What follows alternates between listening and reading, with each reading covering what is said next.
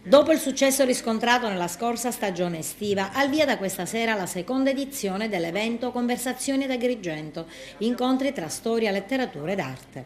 L'iniziativa curata da Angelo Pitrone, che prevede 7 incontri con autori di cinema, letteratura, fotografia e musica, ospitate in alcune strutture alberghiere del Consorzio Turistico, è stata promossa dal Consorzio Turistico Valle dei Templi di Agrigento e dal Centro Culturale Pasolini. Il successo dello scorso anno ci porta a riproporre un'estate piena di appuntamenti che iniziano stasera con Pasquale Scimeca e che si concluderà il 7 di settembre con Andrea Attardi.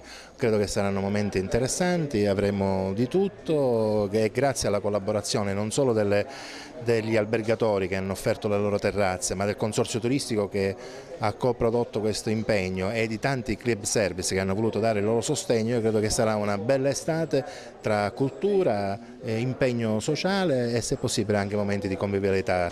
Pasquale Scimeca aprirà questo primo incontro di stasera su una tematica molto attuale, il cinema e l'impegno sociale.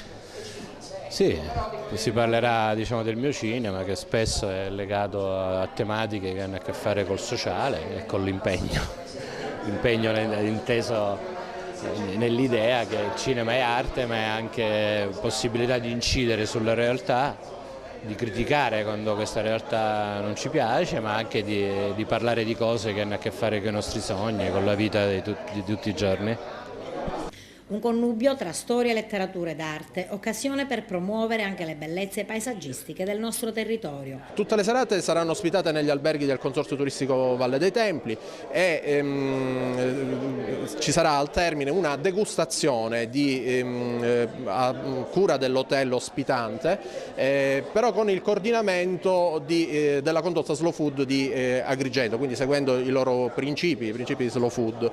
Inoltre ci saranno sempre delle degustazioni di aziende vitivinicole del Consorzio Isola Bio Sicilia, anche loro partner della nostra rassegna. Le 7 serate arricchite da letture a cura di Giussi Carreca, momenti musicali e degustazioni offerte dalle strutture alberghiere sono state patrocinate dai club service di Agrigento. Ne siamo particolarmente lieti perché il cinema come impegno civile un po' ci ricollega al servizio che noi svolgiamo, quindi per noi è anche l'occasione, in questo caso è anche un'occasione turistica, di far conoscere meglio la nostra terra, patrocinarla e quindi pubblicizzarla.